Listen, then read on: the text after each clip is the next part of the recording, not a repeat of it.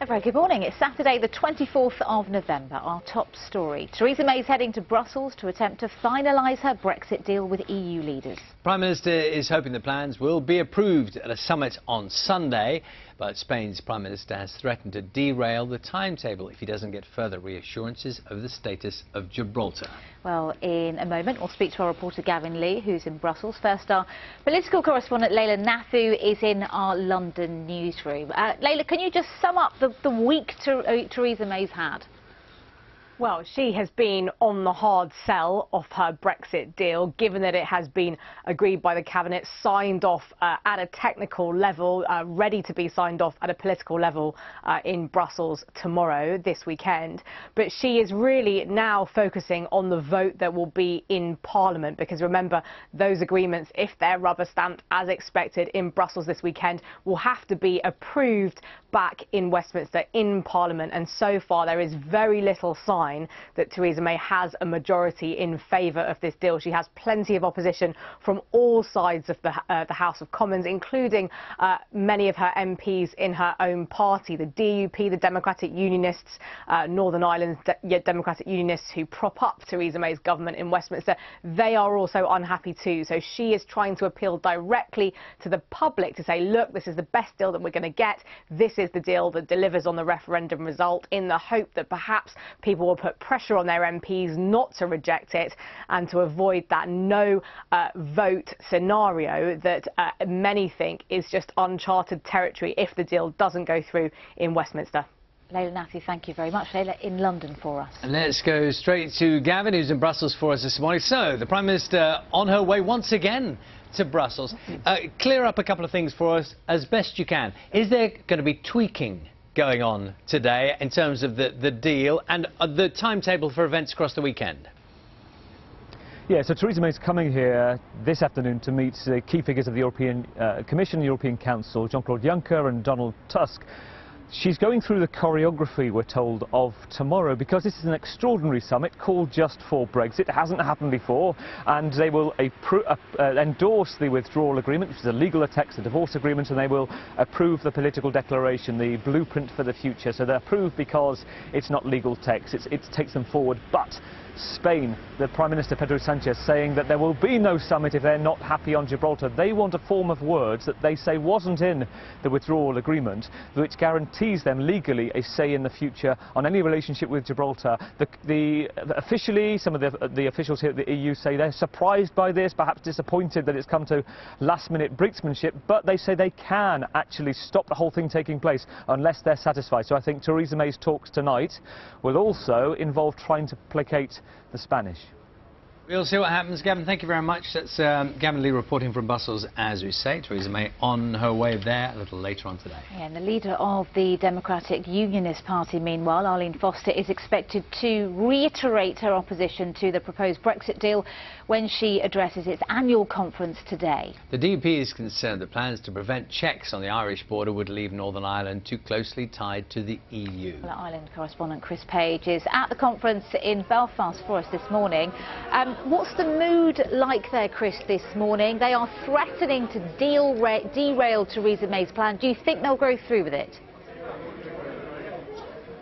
Well, I think it's extraordinary on one level that the DUP are now attracting such major political figures to their annual conference. Last night we had the Chancellor Philip Hammond here trying to sell the Prime Minister's Brexit deal, but I don't think he will have received as warm a reception as Boris Johnson's likely to receive whenever he speaks here at about 2:30 this afternoon. One of the leading Brexiteers, the former Foreign Secretary, has come here, and it's on his side of the argument that the DUP very firmly is right now. They are opposed to the draft Brexit deal because they say Northern Ireland, under the fallback arrangements to prevent border checks on the land frontier with the Irish Republic, would effectively be tied to the rules of the European Union, that it would mean that the rules set for goods in Northern Ireland would be set in Brussels and not in London or Belfast. That's a red line for the DUP. So the message that we're going to get from Arlene Foster in her speech is that the Brexit deal in its current form will not wash with her party. They will vote against it whenever it comes before the House of Commons. And remember, it's the DUP who are at the sweet spot lot of parliamentary arithmetic. It's their 10 MPs who are propping up the government,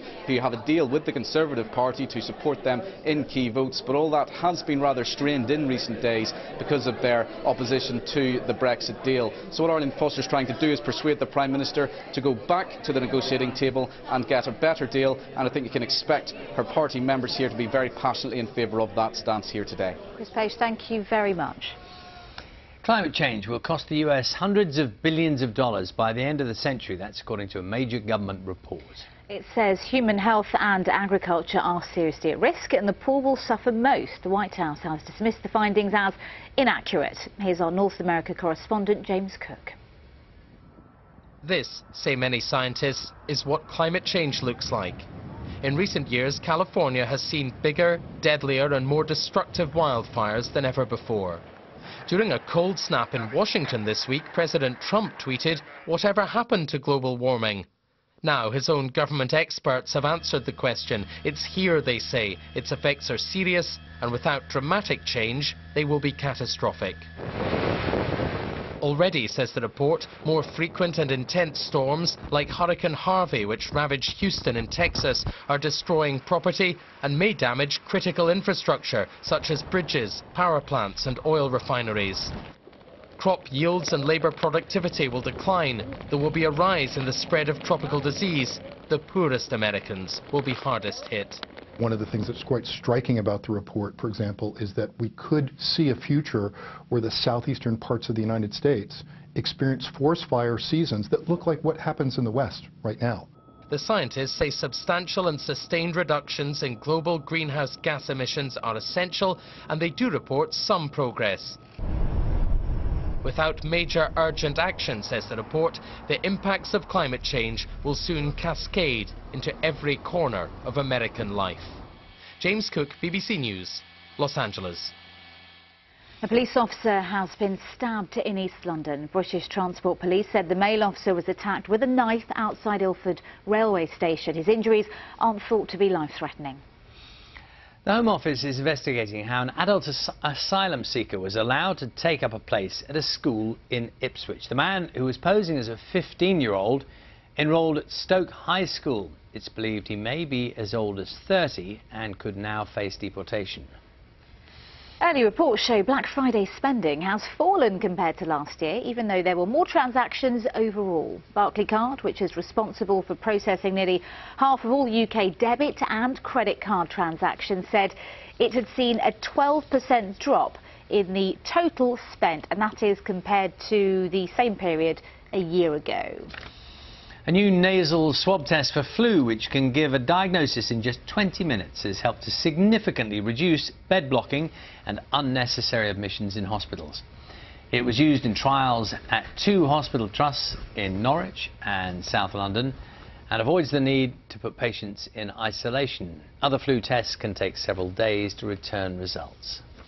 The search is on for missing footage of Sir David Attenborough, first aired on the BBC almost 50 years ago. Staff of the Royal Institution are asking the public to look in their attics for any recordings of their Christmas science lectures, including those by Sir David, after realising 31 broadcasts are actually missing from their collection. Our correspondent David Sillito has the story. We will have a little protein dance. Okay? Carl Sagan in 1977 doing the protein dance. Very good. Can you get a different note on it? Christopher Zeman and the science of music. Heart rate 126. You must be calming down, Robert. How do you feel now compared to before? Great. These lectures have been a Christmas tradition since 1825 and were first broadcast on the BBC in 1936, but not all of them have survived in the archive. Some of David Attenborough's lectures from 1973 have gone missing. There are also gaps in 66, 67, 69, 70 and 71. The Royal Institution was to put all of these televised lectures online and is asking the public if they have copies of the missing programmes hidden in a loft or stored in a garage. They were television's first ever science programme, and they're hoping that some of their technologically inclined viewers might be able to help them complete the full collection. David Sillito, BBC News. Somebody somewhere will have something. They will. It'll Check your turn up. attics. 11 minutes past 9 is the time now. The weather and the sport coming up a little later on. Right now, though, let's turn to one of our main stories this morning and to Belfast, where the Democratic Unionist Party is holding its annual conference. Leader Arlene Foster is expected to reiterate her opposition to Theresa May's Brexit deal in a speech there later. Well, Sir Geoffrey Donaldson is the DUP MP in Westminster and the party's chief whip, and he joins us now. Good morning. You've made it crystal clear, the DUP have made it crystal clear that backing this deal isn't going to happen. But not backing it means you are risking a hard border, exactly what you do not want. Well, even the Irish Prime Minister has said in the event of a no-deal outcome there won't be a hard border, so we don't buy that nonsense at all. Even the EU now accept that there are technical solutions to the Irish border issue, so for goodness sake, let's get on with it. But that technical solution is already detailed in the political declaration. Isn't that enough? It's not detailed at all. It just says that the EU and the UK will consider alternative solutions to the Irish border issue, including potential technical solutions. The Prime Minister has offered to sit down with us and look at what those technical solutions might look like, and we're very happy to do that. But I think the sooner we do that, the better. What do you want to happen next? Because Theresa May is adamant that you will not be able to get a better deal. This isn't about negotiation. This is the deal. It's this or nothing. Why won't you compromise? Well, it is about negotiation, and the negotiation continues. There's a long way to go on this. The withdrawal agreement's the first phase of a lengthy negotiation to develop our future relationship with the European Union. So if anyone believes this is the end of the road, that we're in the last chance saloon, well, I don't think they understand the process at all. And if Theresa May doesn't get this deal past Parliament, which at the moment, let's be honest, is looking unlikely, that could risk a government collapsing and another general election. Are you willing to take that risk? Well, if that's the outcome, so be it. Parliament decided that it would have a meaningful vote on the Brexit deal, and now we will have that meaningful vote. And if the draft deal that's on the table is voted down, then I think the Prime Minister should go back to Brussels and seek further change to the withdrawal agreement. That seems to me the sensible way forward. But if the Prime Minister decides to go to the country, that is a matter for her.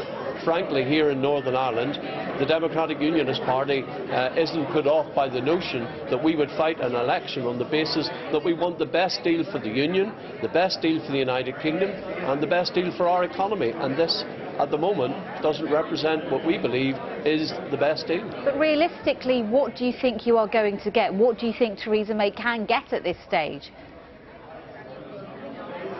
Well, I do think we need to explore those alternative options that she spoke of in the House of Commons on Wednesday and that are outlined in the political declaration. We need to drill down into that and see what they look like, because the so-called backstop is unacceptable, not just to us, but to many MPs across the political divide in the House of Commons. I think it is the major obstacle now to agreement with the European Union. Philip Hammond, the Chancellor, arrived. He's attending the conference. He arrived last night, gave a speech. He says the government's looking at ways to give the Democratic Unionist Party extra assurances. Are you convinced by what he said last night? Well, I think the Chancellor made a very good speech last night, but we haven't yet been convinced that the backstop is necessary. We don't believe it is, and we believe that in its current form it is unacceptable. That remains our position. Northern Irish business leaders are behind Theresa May's deal. The Ulster Farmers Union have even called on the DUP to support it. Does that mean you are out of touch with them and what they want and businesses in Northern Ireland? Well, we respect their position. They're entitled to their viewpoint.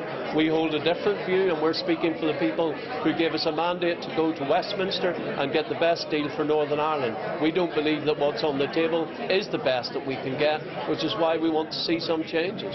Geoffrey Donaldson, thank you very much for joining us on Breakfast this morning. Time is exactly 9:15. Let's have a look through the round window. And that's what it looks like outside our building this morning here in Salford. A little bit overcast. Stav, what's the picture across the rest of the UK? That's a lovely photograph, isn't it, Tina and Charlie? I know that western areas will see the best of the sunshine today. We've got an easterly wind, and that's feeding in quite a lot of cold air again to our shore. So this weekend is going to be a chilly one once again, and mostly dry. The best of the sunshine in the west, but there is some rain around, and it's affecting southern England at the moment. But we've got clearing skies as well across parts of Lancashire. The sunshine's coming through there. Excuse me. And southern areas, though, plagued by this area of low pressure. Now, this weather front brought a lot of rain to the southwest of England yesterday, some thunder and lightning as well mixed in. So it's going to be quite damp here through the morning. Some of that rain pushing a bit further north as well. The London area pretty damp at the moment with some rain, but I think the heaviest of the rain will keep to the south of the M4 corridor throughout the afternoon. So some of that rain pushing a little bit further northwards, like I mentioned, into the Midlands, but it's going to feel colder, 7 or 8 degrees at best. Yesterday we saw temperatures touching 10, 11 Celsius, so it is a bit cooler. That cool air feeding down on that east-northeast wind. A few showers into eastern Scotland, eastern England, but northwest England, western Wales, parts of western Scotland, and also for Northern Ireland should see the best of the sunshine throughout the day, but again it will feel cool. This evening it stays quite damp across the south, but it looks like the rain will begin to peter out and become more confined to the Channel. So I think the Channel Islands look pretty wet through the overnight period, but for much of the country largely dry, variable cloud. Temperatures down to 3 or 4 degrees, but lower than that where you get any clear spells like we saw this morning across western Scotland. Cold air still with us for Sunday on that brisk easterly wind, so it's going to feel quite raw once again. Misty, murky conditions with showers eastern Scotland and eastern England. I think it looks a bit better, though, for southern parts of the country. We've lost that weather front, so it should be a bit dry here. There is a chance of some rain just returning a bit further northwards again into the southeast of England throughout Sunday afternoon. Best of the sunshine, central western areas with temperatures on the cool side, maybe even a touch cooler than today. Monday's the last of these cool, quiet, fairly cloudy days. Again, we could see just a few showers across the northeast. Otherwise, most places will be dry. Quite a bit of cloud around, just a bit of sunshine here and there, temperatures in single figures. But the first signs of the change taking place across the southwest with increasing winds and outbreaks of rain. So as we head deeper on into the week, those southwesterlies move right across the country. Very strong winds, in fact, gales or severe gales at times, feeding in this mild air to our shores with outbreaks of rain. So it looks like Tuesday will start to turn wetter across western areas, the wind picking up too. By Wednesday it'll be very windy with gales, severe gales across western parts.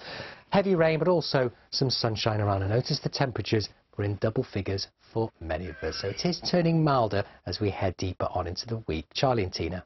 Welcome news. Stav, thank you very much. Thanks, Stav. 18 minutes past 9 is the time now. We're going to have a look at the newspapers now. Our guest this morning, former Chief Executive of the Football Association, David Davis, having a look through some of the inside pages. Your whole thing, so much about sport. I just wanted to mention Ian Robertson, who we're going to talk to in about 40 minutes' time. Marvellous. It's his last commentary on the rugby today, having done the World Cup, of course, the England win in 2003. 50 years of commentating. We sometimes forget how important commentators are to sport, don't we? Oh, legendary commentators. And Ian, of course, was the last of an era in the view of some of us who have huge affection for that era. I was lucky enough. The day Ian joined BBC Radio Sport was the same day I went to BBC Radio Sport as a trainee. On an attachment, as the BBC always calls it, still, I think. And you knew then Ian was a lovely man and also a great humorist. And in my view, didn't quite look like a rugby player, which he had been, a distinguished rugby player as well. And the fact that the peak of his career, I'm sure he'll say this, was that moment when Johnny Wilkinson drop-kicked the World Cup and won the World Cup for us. I mean, to have been there and to have had that moment in your career. Yeah, it's what all commentators wouldn't they? So you've had a look through some of the papers. Where are you going to start us? Well, I'm going to start in the Telegraph. And now I have to declare an interest. I'm on the council of the University of Birmingham. But, I mean, what is the future of paying for our universities and our students and our research in those universities? There's talk of cutting fees, of course. There's talk of 2-year courses in recent times. But here we have the Russell Group of universities warning that unless, yes, you may cut fees if that's what the public demands, but who is going to fill that gap? And they're warning, of course, of the science courses being cut, museums, which rely a lot on the universities, of course, facing closure. And the serious matter is there is a real chance in the next year or two that, as things stand at the moment, universities, whole universities, may close. Now that is quite a prospect for a country like ours, which is at the forefront of higher education. Yes, but then if you look at this generation who are being asked to pay so much more in tuition fees, you know, I didn't pay tuition fees or pay very little. They were funded before, and students now are leaving university with tens of thousands of pounds worth of debt. I totally agree with that, and therefore you have to sort out the funding on how you do it and going forward, because you know, if the aspiration of 50% of over 18s in higher education, which is always talked about as something to do with Tony Blair, it was not Tony Blair. I always remind people, as a former education correspondent, that it was Margaret Thatcher and the now Lord Baker, who that was their aspiration. And, you know, the other thing is we are relying hugely on our overseas students and the number of overseas students. Mind you, we are not encouraging our overseas students to come in the way that we once did. Let's try and crack through a couple more stories. We had Tim Peake actually on the sofa in connection with this. It is worth talking about again, though, because this is the test. The test to be an astronaut. Absolutely. I mean, if you've woken up this morning and thought, I'd like a job change, The Guardian has something for you. The European Space Agency is looking for new recruits as astronauts. And I mean, it's quite extraordinary. Of 8,000 or so people who applied several years ago for the class, only 8,000 applied, 918 got beyond the first test day, got to the first test day. And I mean, with mental arithmetic, working memory, pattern recognition, concentration and more, but they're relying more on soft skills as well. How do you get on with people? Are you a pain in the neck? Yeah. What's that in space? Yeah, I have no idea. Stuck with each other that up sort there. of person. Next story from the Express. Maybe we'll finish on this one. This is about who argues most. Is that right? Who argues? Yes, good news for the oldies at last. Couples, 42% of married Britons row at least once a day, but less so after they turn 45. And so, isn't that good news? It's wonderful that as you get older, you row less. You just can't be bothered. Well, therefore just let it go. So much over the years. What they argue about? Wash the old things, washing the dishes, tidying up, putting the bins out. And a few people talk about money, of course. And dare I ask, how does this reflect in the Davis? No, I thought you might do that. I think that's something of an intrusion on private grief. So I'll take back that question. Your glasses have come off for that one. He's taking it very seriously. 45, is that the new definition of middle-aged? Is that always been 45? After they turn 45. Well, I always think it is still a state of mind. I mean, I can remember feeling like I was 80 on certain days at the FA, to be honest. But these days, now that I'm a little bit older again, you know, you do think, oh, you still consider yourself as you were all those years ago, those halcyon days gone by. I've just remembered what we do disagree about. Go on. You don't have to. It is putting the bins out. Yeah. Is it? It is, that's our main thing. Who wins? I win. Yeah, because it's not a question of winning and losing. No, it's not. That's the language of dispute, isn't it? Absolutely. We've got over that after 41 years. We've worked that out. So you put the bins out. I do it as well. Yeah. Lovely to see you this morning. Thank you. This is Breakfast. We are on BBC One until 10 o'clock this morning when Matt Temmett takes over in the Saturday Kitchen. Good morning, guys. Our special guest today is the brilliant Alfie Boe. Alfie, good to have you here. Good to hear you. I do always do that, yeah. Especially when brilliant is involved. It was scripted. Oh, was it? Oh. I don't know well enough yet. Now listen, we'll talk all about your new album a little bit later. But for now, let's talk food. What's your idea of food heaven? I love lamb. Huge fan of shellfish as well. And I like my greens at the minute. Right. I like my greens, like kale is a big healthy. favourite. Yeah, I'm trying to be. Can you tell? Yeah, I can. Thank you. And what about your idea of food hell? It's probably most people's food hell is tripe and onions. I can't do it. I grew up with that smell around the house, and it's just stayed with me all my life. I don't think you're alone there. No, to be honest. We've also got two great chefs here as well. Ian Orr, good to have you back. What's on the menu? Matt, I am doing some sugar pit pork with some Loch Ney ale, some burnt apple, and some crispy kale. Wow. You'll love that, Alfie. Thank you. René Redzepi, good to have you here. Now you're giving us a masterclass in fermentation. Yes, you are, which is a bit of a buzzword.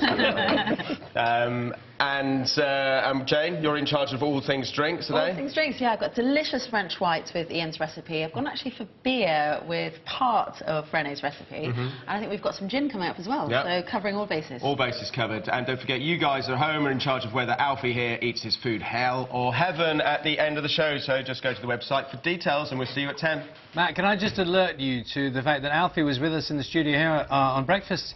And if you ask him nicely, he can sing in the morning. Can I just point that out? It is possible. He can do that. Shall I get him singing as well? I don't know. It's up to you. It is possible. Do you want it now or later? Should we hold that secret? Save it for your show. Save it for later. Save it for 10 o'clock. Right. I'll hold him to that. Reason to watch at 10. Thanks, Charlie. Landed a minute there. You really did. You're watching Breakfast from BBC News. Still to come on the programme this morning. The Royal Institution's Christmas lectures have been broadcast every year since 1966. But when staff try to put the footage online... Hello, this is Breakfast with Tina Dahealy and Charlie State. Coming up before 10, veteran BBC Sports commentator Ian Robertson will be here. First, though, just coming up to 9:30, a summary of this morning's main news. Theresa May is heading to Brussels to attempt to finalise her Brexit deal with EU leaders. The Prime Minister is hoping the plans, which include details on our future relationship with the European Union, will be approved at a summit on Sunday. But Spain's Prime Minister has threatened to derail the timetable if he doesn't get further reassurances over the status of Gibraltar. Meanwhile, the leader of the Democratic Unionist Party, Arlene Foster, is expected to reiterate her opposition to the proposed Brexit deal when she addresses its annual conference today. The DUP is concerned that plans to prevent checks on the Irish border would leave Northern Ireland too closely tied to the EU. Earlier, Sir Geoffrey Donaldson, DUP MP in Westminster, the party's chief whip, told us there's still plenty of time to make changes. The Home Office is investigating how an adult asylum seeker was allowed to take up a place at a school in Ipswich. The man who was posing as a 15-year-old enrolled at Stoke High School. It's believed he may be as old as 30 and could now face deportation. A police officer has been stabbed in East London. British Transport Police said the male officer was attacked with a knife outside Ilford train station. His injuries are not thought to be life-threatening. Climate change will cost the US hundreds of billions of dollars by the end of the century. That's according to a major government report. The White House has dismissed the findings as inaccurate, but scientists are calling for drastic action to be taken to cut carbon emissions. Early reports show Black Friday's spending has fallen compared to last year, even though there were more transactions overall. Barclaycard, which is responsible for processing nearly half of all UK debit and credit card transactions, said it had seen a 12% drop in the total spent compared to the same period 12 months ago. A new nasal swab test for flu, which can give a diagnosis in just 20 minutes, has helped to significantly reduce bed blocking and unnecessary admissions in hospitals. It was used in trials at 2 hospital trusts in Norwich and South London and avoids the need to put patients in isolation. Other flu tests can take several days to return results. And if you are familiar with this sound,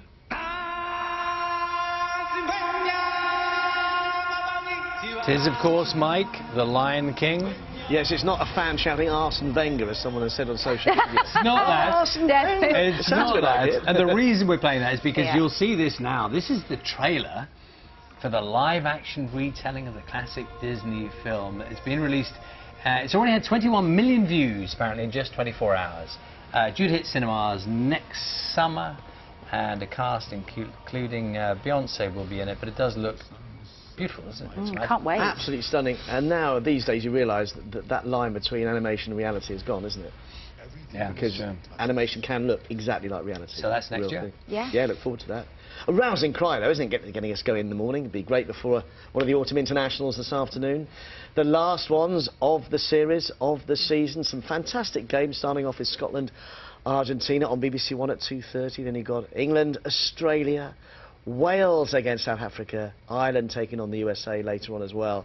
And a real chance for these teams to make their mark ahead of the World Cup. And actually, on the evidence so far this autumn, the teams, the Northern Hemisphere, are a lot closer than have been in the past, the Southern series. So it could be 2-1. Sri Lanka trying to get back to at least 2-1 in that series.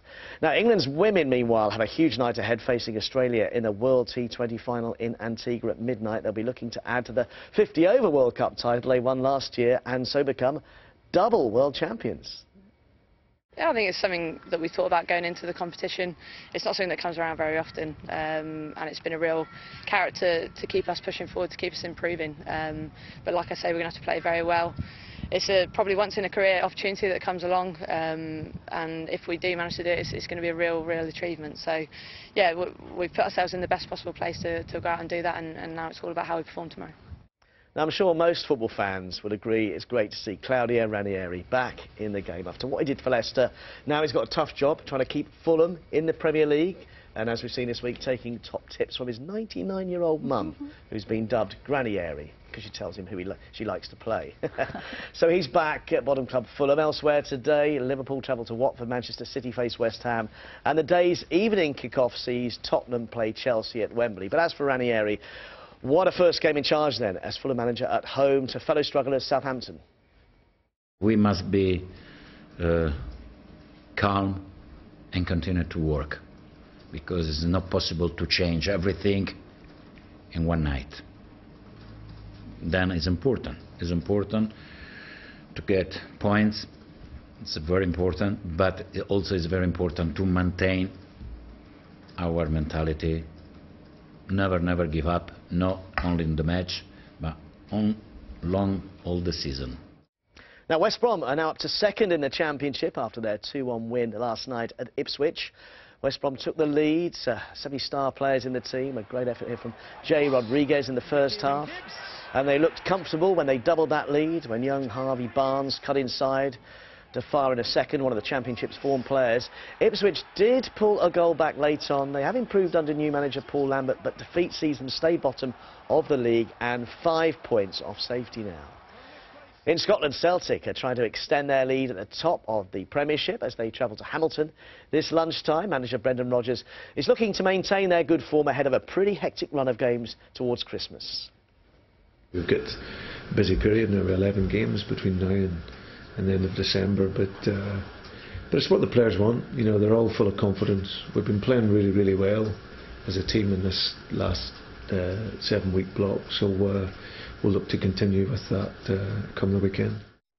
Now, it's the golf event that was actually more like a boxing contest because of the money-style photos we saw. It was in Las Vegas as well. It was given lots of razzmatazz. Two of golf's biggest stars, Tiger Woods and his big rival Phil Mickelson, for this winner-takes-all prize of more than £7 million, which is why a lot of golf fans weren't too impressed, and no fans were allowed in to watch on the course in Las Vegas, and in the US it was actually pay-per-view TV as well.